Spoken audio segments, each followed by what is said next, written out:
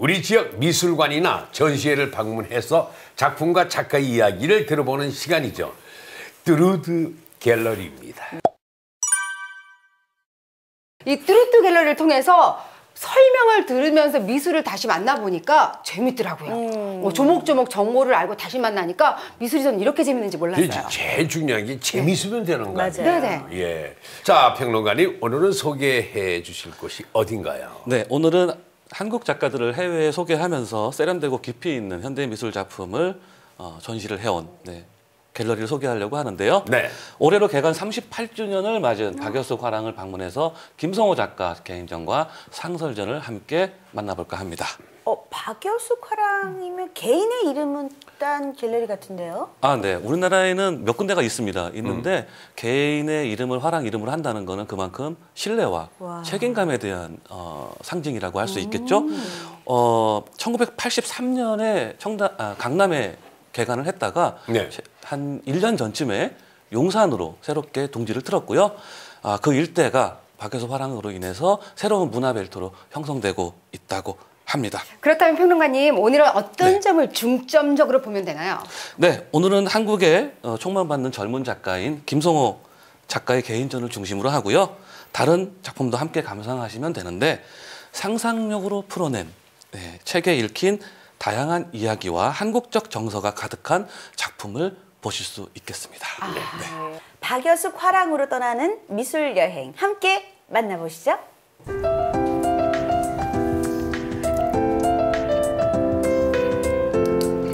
뚜루드 가을도 아니고 뚜루드 주고요. 날씨 너무 좋아요. 그림인 것 같아. 와. 갤러리 대표님이 본인의 이름을 걸고 40여 년간 국내외 현대미술을 소개해온 곳이에요. 그리고 또 작가 발굴과 더불어 그 작가의 작품을 세상과 관계를 맺도록 그 역할을 충실히 해온 갤러리인데요. 작가 발굴이라는 그래서 그 사명을 일환으로 갖고 운영을 기획전이 하죠. 준비되어 있고요. 또 그래서 우리 보통 갤러리 하면 그림 사고 곳 정도로만 생각을 하는데요. 아, 그렇군요. 그럼 1층에서 3층까지 기획전과 상설전, 그림으로 꽉 차 있다는 얘긴데요. 두루두루 볼거리가 많을 것 같아요. 자, 그럼 가보시죠. 네. 앉아있던 저 의자도 이현정이라는 작가의 작품인데요. 옮길 때도 너무 조심스러워가지고. 작품이 앉아 계셨어요. 이거예요? 네, 도예 작품입니다.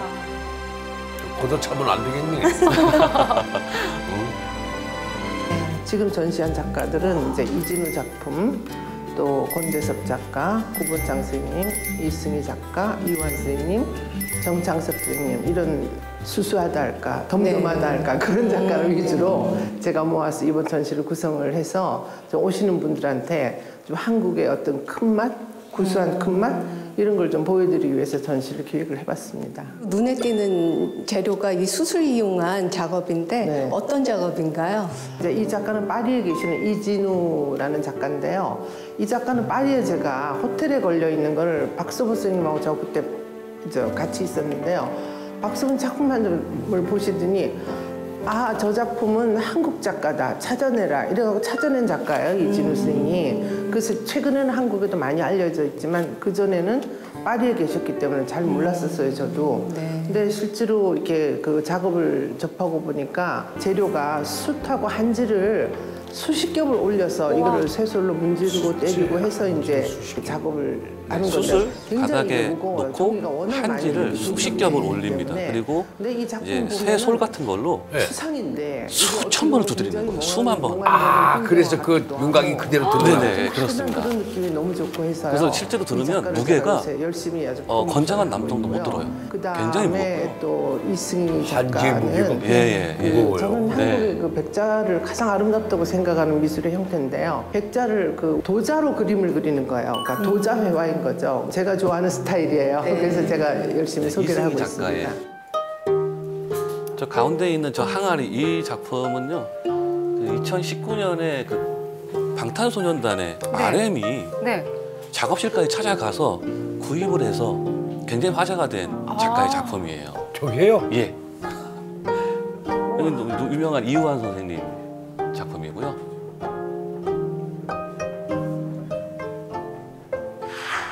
그럼 이번 소개될 김성호 작가도 대표님께서 직접 발굴한 작가인데요. 예, 특징적인 것 좀 설명해 주시겠어요? 제가 대구 아트페어를 갔다가 김성호 작품을 보게 됐어요. 근데 그 회화적인 능력이 뛰어나고 해서 제가 이제 그룹전을 했는데 너무 성공적으로 했었고, 현대화락에서 개인전을 2번이나 했었고, 작가가 이제 개인전 할 때마다 뭔가 새로운 변화를 모색을 하는데 굉장히 그걸 좀 고심하는 걸 제가 느끼게 됐어요. 그래서 이제 한 2년 전부터 대화를 계속 하다가 이제 새로운 형태의 회화가 나오게 됐는데 작업이 굉장히 좋아진 것 같아요. 한번 내려가셔서요. 그 작가가 있으니까 작품 설명도 한번 들어보시고 전시 한번 보시기 바랍니다.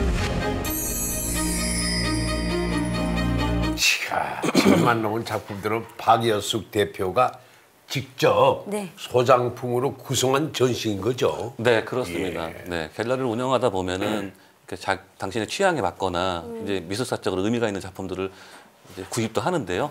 그것들을 이제 모아놓은 전시를 지금 한 겁니다. 처음에 나왔던 숯을 이용한 작품인가요? 맞아요. 네, 굉장히 인상이 깊었어요. 네, 이진우 작가는 제불 화가입니다. 그래서 이제 통상 프랑스에서 활동을 하고 있고요. 우리나라에서도 이제 간혹 개인전을 하기 위해서 오는데요. 30여 년 이상을 저런 작업을 하면서 하도 이렇게 손으로 두드려서 지금은 지문도 없어요. 네, 지문이 없을 정도로 작업에만 공을 들였던 작가고요. 작품들의 제목이 없어요. 다 무제인데요.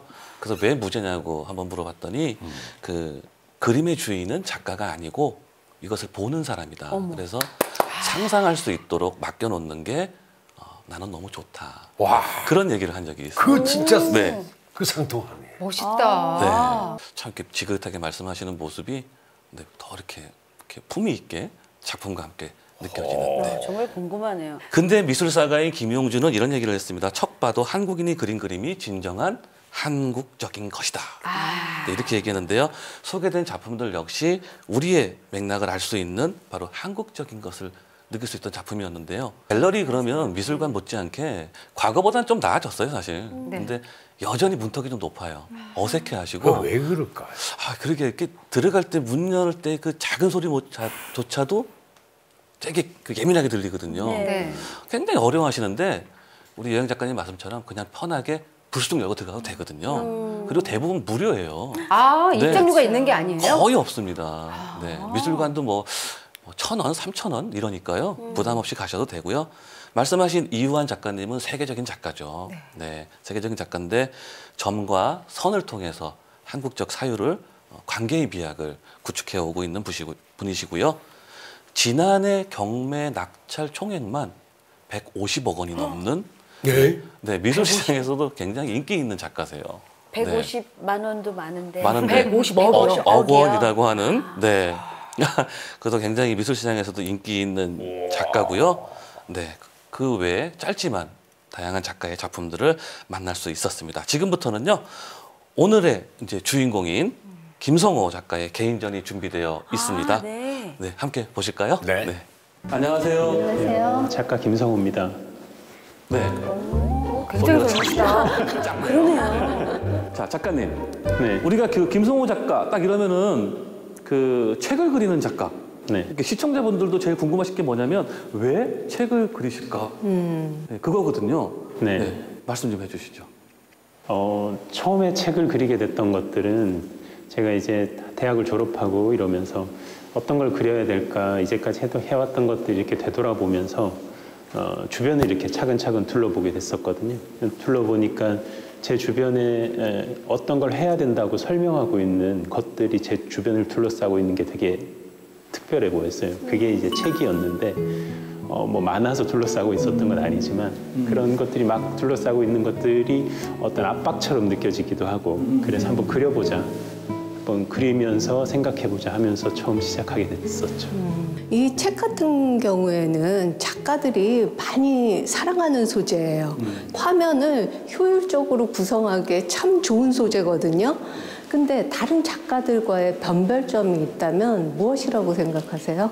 저 같은 경우에는 굉장히 타워처럼 제목처럼 크게 그리고 끝없이 쌓아가는 그래서 그게 작품의 내용이 되게끔 하는 그렇게 것들이 책을 차이가 겹으로 아닐까. 높게 쌓은 것을 타워라고 표현을 다른 하는데 작가들과 다른 게 작가님은 있다고 사실 그게 우리 하면은 사회 구조를 얘기한다는 거예요. 네. 수직으로 내려오면서 뭔가 네네. 분할을 시켜요. 그리고 네네. 또 색깔피도 보면은 네, 캔버스 저것도 밖으로 그림입니다. 확장을 꾀한 것도 있고 그려서 네네. 이제 의미가 띠를 있나요? 이쪽에다가 조금 더 네. 붙여서 그전에 캔버스를 이어서 제가 만든. 책을 아. 작성해서 첫 번째 작업 이후에 네. 그것들과 대응될 수 있는 어떤 이미지들이 뭐가 없을까.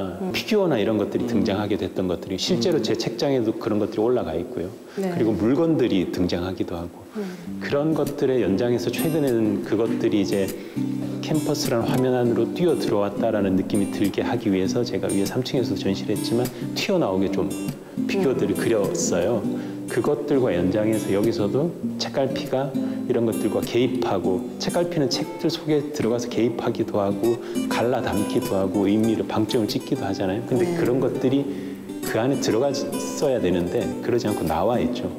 그리고 밖으로 삐져나와 있기까지 하고 그런 것들이 그런 제 생각들을 좀 표현할 수 있지 않을까 해서 실제로 저 그렇게 됐습니다. 책갈피는 이제 입체로 나와 있는데요. 관통하는 네. 주제가 저게 없을 경우 생각하면 굉장히 그 메토토피아. 단조롭고 라고 알고 네. 있는데요. 정적으로 자, 보이는데 저 메토토피아. 책갈피로 인해서 네, 조형적으로 어떤 약간 의미입니까? 리듬을 주는 그러네요. 네, 그런 역할도 합니다. 레토토피아는 이 기존에 있는 말인데 지크문트 바우만이라는 사람이 쓴 책에 그 내용들이 있어요. 현대인들이 과거부터 이제 투쟁을 통해서 어떤 결과를 이루어냈죠. 뭐 민주주의도 만들고 여러 가지. 이제 그런 결과들이 만들어내는 것이 좋을 줄 알았는데 막상 닥쳐보니 생각보다 문제들이 많다는 거죠. 그래서 그것을 이루어냈던 어떤 순간으로 자꾸 회귀하려는, 그때는 완벽했으니까 이루어냈다라는 행복이 있던 그 순간을 회귀하려는 그런 경향들이 보인다라는 이야기들이 있어요. 그리고 그것에 대한 최고의 순간을 네, 그리워하는 그렇죠. 네. 그런 것들을 이제 시대 현상들과 연결지어 가지고 이런 현상들이 그러해서 생기고 있다. 그리고 최근에 뭐 레트로 유행도 그런 네. 것의 일환일 수 있겠고요. 이제 그런 것들을 표현해보자. 말씀하시는 게 그런 것들을 레트로토피아라는 작품 속에 좀 이제 얘기를 하고 있는 제가 건데요. 세계를 표현하고 있습니다. 원래 있던 그러면서 용어고요. 이제 그런 지금은 또 제목을 바우만이라는 정하고 폴란드 사회학자가 했던 거죠. 얘기한 부분인데 그렇군요. 쉽게 얘기하면 유토피아를 부정하는 것에 대한 부정. 네.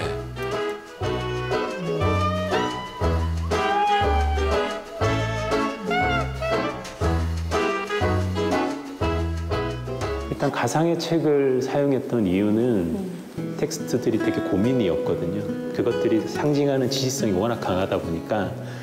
근데 이제 거기에 사실적인 책이 들어가게 되면 그게 더 가중이 되는 가만히 경향이 있어요. 보니까 그걸 책에 알고 있는 적혀 사람한테는 있는 그게 제목들을 특정돼 보면 버리니까. 다 미술책들이 그래서 많아요. 네, 아무래도 작가 주변에 시켜보고자 쉽게 접할 수 있는 책은 가상의 네. 책을 미술 서적이라는 게 네, 보여집니다. 그렇게 일반적인 내용들 그렇게 표현해요. 그래서 이 책등도 상하가 혼재돼 있고 그런 연유에서 다 이어지는 네네. 건가요? 그렇죠. 네. 책등이 이제 뒤집어지게 되면 아무래도 텍스트를 글자로 읽기보다는 문의로 먼저 생각하는 경향이 조금 보이고 그걸 되게 의미를 담으시는 분들도 계시더라고요. 뭐 마음에 안 들어서 뒤집어놨냐. 네, 그런 것들도 사실은 뭐 이제 자유롭게 글씨를 생각하는 것들이 읽게 재밌어서 되면 거기에 대한 연상작용을 하잖아요. 맞아요. 네, 그러면 이제 상상력이 좀 떨어지죠. 그냥 그래서 잘 불편하게 아티스트처럼 만들어 색감과 놓음으로써 좀 문양만으로 이렇게 생각의 폭을 표현한다, 넓히도록 네. 이랑 또 이어지는 참 건가요? 꼼꼼하게 다 계산된 그런 명암이 조금 작업이라고 더 할 수 있어요. 과거에 비해서 조금 그 표현이 덜해지긴 했어요. 평면으로 정면에 배치를 했죠. 그렇게 했을 때 저는 좀 대응되는 게 좀 흥미로운데 항상 뭔가 네. 좀 서로 다른 것들이 아까 뭐 책과 장난감처럼 서로 다른 것들이 부딪히는 게 흥미로운데 조형적인 면에서도 그런 것들이 재밌게 느껴졌어요. 그러니까 매우 평면적인 것하고 그리고 명암법이 같이 혼재됐을 때 그것이 어색하지 않게 보여질 수 있으려면 어떻게 할 것인가 이런 고민들을 좀 했었거든요. 네. 그런 것들이 또 시대성하고도 좀 연결이 되고 왜냐하면 이 친구는 현대하고 되게 과거 상징 같기도 하고. 네. 네. 우리나라의 어제 것들과 상품을 진열해서 서양의 파는 어떤 이런 것처럼. 것들이 네. 대응되는 모습들도 약간 그런 맥락에서 읽을 수 있지 않을까 해서 명암법을 조금 줄여서 표현했습니다. 좀 더 봤습니다. 관념 속의 세계로 네네네. 가기 위한 그렇죠. 네네. 작품에서 굉장히 그 섬세한 느낌이 좀 드는 것 같았어요. 네. 사실 이 김성호 작가님의 책 그림들은 현실적이지만 초현실주의적이고 그다음에 과거와 미래가 현재라는 이 하나의 틀 안에서 움직이고 있다는 게 특징이에요. 그래서 그걸 또 아주 섬세하게 하이퍼 리얼리즘, 우리식으로 하면 극사실주의. 네. 네, 그거를 통해서 정진하듯이 수행하듯이 표현하고 있는 작가라고 보시면 될 것 같습니다. 그래요. 네. 언뜻 보면 되게 정갈해서 단순할 것 같은데 이렇게 들여다보면 작가가 고민을 많이 한 게 작품에 고스란히 느껴졌거든요. 그렇죠. 근데 이렇게 영상으로 보는 것하고 실제로 보는 것하고 차이가 많이 나죠? 네, 그렇습니다. 네. 작품은 진짜 봐야 돼요. 네, 왜냐하면 작품이 놓은 그 공간도 하나의 작품에 영향을 미치거든요. 그렇죠. 네, 공간 없는 온라인상의 작품은 어쩔 수 없는 시대가 있겠지만 실제로 보는 게 더욱 좋고요. 그래서 저는 미술과 친해지려면 자주 봐라. 네, 그 얘기를 자주 합니다. 저도. 네. 평론가님이 막 구구절절 설명을 해주시니까 네. 이해를 하긴 했는데 저는 그냥 턱하니 봤을 때 그냥 저희 애들 방 벽지로 썼으면 좋겠다. 알록달록하니. 너무 예쁘지 저렇게 않아요? 비싸고 좋은 걸요? 그러니까. 애들 근데 거기다가 막 낙서하고 그러면 어떡해요? 그러면 안 되지. 그게 문제네. 아니 실제로 근데 그냥 딱 봤을 때 왠지 네. 그 양단 이불을 쫙 걸어놓은 듯한 느낌. 그런 느낌 들어요. 그죠? 네, 사실 들죠. 네. 그리고 아까 이유환 선생님 말씀하셨는데 네. 그런 단색화라고 하는 1970년대 사조가 있었는데요. 그분들의 그림을 보면 진짜 벽지 같아요. 네. 근데 하나에 막 10억 막 이러니까 네. 10억. 벽지를 쓰기에는 죄송해요. 얼른 사과하셔야겠어요. 네, 죄송해요. 어머, 벽지란 걸 왜 했을까 내가 말도 안 돼. 어머. 얼마 전이죠. 그 엄청나게 비싼 그 벽에다가 이렇게 낙상. 낙서를. 네네. 남미 출신의 이제 그 미국 작가인데 존 원이라고 하는 세계적인 그래피티 아티스트예요. 예. 그런데 어느 그 지역에 전시를 했는데 그 앞에 물감통을 놓은 거예요. 그거 왜 놨죠? 이제 그것도 작품의 일부였던 거죠. 네. 그런데 이제 어떤 커플이 참여형 예술이 요즘 많아요. 네. 이렇게 보여주는 전시만도 있지만 관객이 직접 참여해서 작품을 만드는 형식의 작품이 많거든요. 그거라고 이제 착각을 하셔가지고 물감통에서 붓을 들고 또 거기다 아이고. 참여하신 거죠. 참여한 거죠. 참여한 건데 실제로 그런 그 해프닝은 세계적으로 많이 있어요. 그래요? 네, 가끔씩 있고요.